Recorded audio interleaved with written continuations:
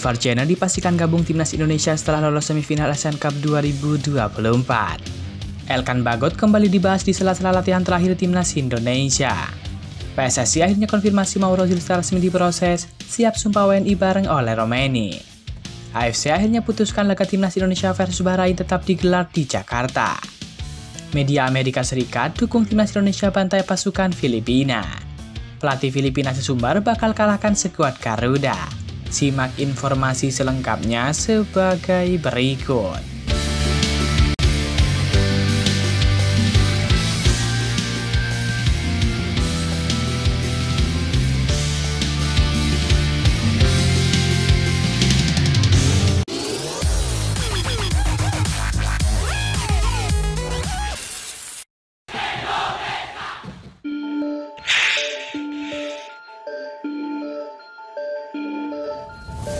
Kabar baik datang bagi skuad Garuda jelang pertandingan melawan Bahrain. Ketum PSSI Erick Thohir memastikan bahwa pertandingan timnas Indonesia kontra Bahrain akan tetap digelar di GBK. Kepastian itu disampaikan Erick Thohir selepas melakukan pertemuan dengan FIFA dan juga AFC. Erick Thohir diundang untuk datang menyaksikan pertandingan Real Madrid melawan Pachuca pada laga final Piala Interkontinental 2024. Laga tersebut berlangsung di Stadion Lusail, Qatar. Dalam pertemuan tersebut, Erick Thohir berdiskusi kepada FIFA dan juga AFC untuk memastikan venue laga timnas Indonesia melawan Bahrain. Dalam diskusi tersebut, FIFA dan AFC tidak masalah untuk menggelar pertandingan tersebut di GBK. Sebelumnya, Bahrain mengirimkan surat kepada AFC agar laga kontra tim Merah Putih tidak digelar di Indonesia. AFC diminta memindahkan pertandingan itu di luar Indonesia. AFC sempat mengkaji ulang permintaan Bahrain tersebut. Namun pada akhirnya, pertandingan itu tetap digelar di Indonesia. Alasan Bahrain karena adanya bentuk ancaman dari publik Indonesia di media sosial. Netizen Indonesia menyerang media sosial Bahrain karena tidak terima terkait beberapa keputusan wasit waktu itu. Wasit yang memimpin laga itu adalah Ahmed Alkaf asal Oman. Namun kini polemik tersebut sudah usai. AFC memutuskan laga tersebut tetap digelar di Indonesia. Iya, kemarin sudah disampaikan secara langsung oleh sekjen AFC bahwa laga timnas Indonesia versus Bahrain digelar di ISU GBK, kata Erick Thohir. Sebelum melawan Bahrain, timnas Indonesia akan mencari laga tandang kontra Australia.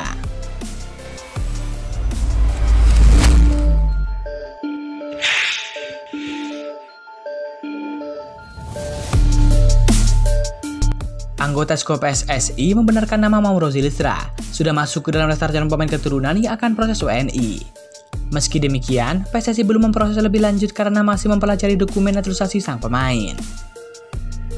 Mauro Zilstra sebelumnya mengabarkan sudah dihubungi PSSI perihal berubahnya status menjadi warga negara Indonesia. Meski demikian, PSSI tidak mengonfirmasi hal tersebut. Terkini, Arya memastikan nama Mauro memang masuk dalam daftar pemain keturunan yang akan diproses.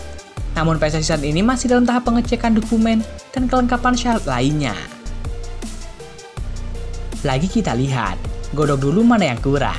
Memang namanya sudah masuk, kita masih proses dulu, kata Arya Sinulinga. Arya menjelaskan PSSI belum bisa memberikan kepastian bahwa Mauro Zilstra akan menjadi warga negara Indonesia dan membela skuad Garuda. Tapi belum, bukan janji ya, kita lihat dahulu karena kelengkapan sebagainya, tegas Arya Sinulinga. Apabila Mauro Zilstra benar bergabung dengan timnas Indonesia, maka itu menjadi berkah tersendiri bagi skuad Merah Putih. Hal itu karena Mauro Zilstra merupakan striker yang sangat potensial dan sangat subur bersama klubnya. Bahkan baru-baru ini Mauro Zilstra pernah mencetak hat-trick di Liga Belanda U21.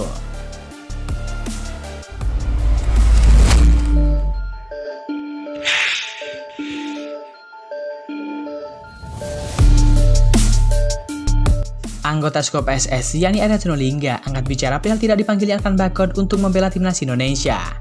Kata Arya, semua keputusan ini ada di tangan Sintayong selaku pelatih kepala timnas Indonesia.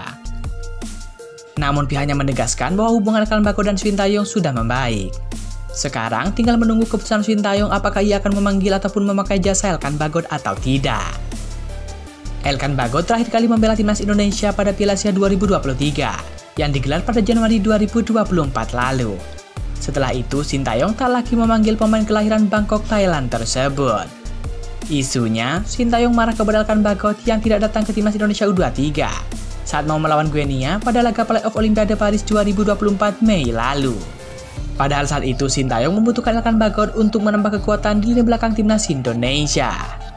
Belum diketahui secara pasti apa alasan Elkan Bagot tidak datang ke Paris saat itu. Sejak saat itulah Sintayong tak lagi memanggil Elkan Bagot. Kalau pemain itu, semua tergantung pelatih, kata Arya Sinulinga. Arya menambahkan ada beberapa pemain keturunan yang juga jarang dilirik oleh Sintayong. Mereka adalah Elian Orender dan juga Jens Reven. Kata Arya Sinulinga, PSSI tidak mau memaksa Sintayong perihal pemanggilan pemain tersebut. PSSI hanya bertugas untuk menyediakan pemain sesuai kebutuhan Sintayong. Semua terserah Sintayong, banyak pemain-pemain yang tersedia, kata Arya Sinulinga. Sekarang harapannya semoga Elkan Bagot segera bisa membela timnas Indonesia dan hubungan dengan Sintayong kembali seperti sedia kala.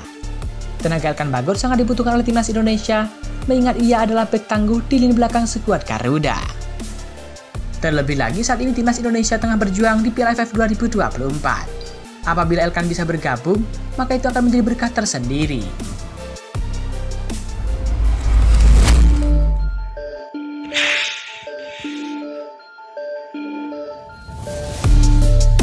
Manajer timnas Indonesia Yani Sumarji mengatakan bahwa pihaknya akan berusaha memanggil Ivar Jenner untuk Asian Cup 2024. Seperti diketahui, pemain tersebut memang sangat didambakan oleh para penggemar. Absennya pemain tersebut di kubu timnas Indonesia membuat aura tim terasa kurang gahar. Alhasil anak asuh Sintayong ini belum bisa memastikan satu tempat di babak semifinal Asian Cup 2024. Dari 3 laga yang dijalani, Indonesia hanya mampu meraih 1 kemenangan, 1 hasil seri dan 1 kekalahan. Indonesia meraih kemenangan saat bersua timnas Myanmar pada pertandingan perdana. Pada laga tersebut, gol hasil dari sepakan Asnawi Mangku Alam membuat tim Garuda menang dengan skor tipis 1-0. Setelah itu, timnas Indonesia secara tak terduga mampu ditahan imbang 3-3 saat menjamu Laos di Stadion Manahan Solo. Hingga pada akhirnya, malapetaka menghampiri saat menantang timnas Vietnam. Sintayong dan anak asuhnya dipermalukan Golden Star Warriors dengan skor tipis 0-1. Hasil 3 pertandingan tersebut membuat skuad Garuda kini bertengger di peringkat kedua klasemen sementara grup B. Kini tim Merah Putih tengah menatap pertandingan terakhir di grup B. Nantinya Indonesia akan berhadapan dengan timnas Filipina. Duel tersebut akan dilangsungkan di Stadion Manahan Solo pada Sabtu 21 Desember 2024 malam. Hingga kini belum ada kepastian soal kedatangan Ivar Jenner. Hal itu disampaikan oleh Sumarji selaku manajer timnas Indonesia. Sementara belum ada update terbaru, kata Sumarji. Kendati belum ada kabar, pria 52 tahun tersebut akan tetap mengusahakan kedatangan jenderal lini tengah timnas Indonesia tersebut. Kendati belum ada kabar, pria 52 tahun tersebut akan tetap memanggil ataupun mengusahakan kedatangan jenderal lini tengah timnas Indonesia itu. Upaya itu akan dilakukan andai skuad Garuda lolos ke babak semifinal nanti. Belum ada kabar, tapi kita akan upayakan. Nanti setelah tanggal 21 Desember, kita akan coba lagi, pungkas Sumarji.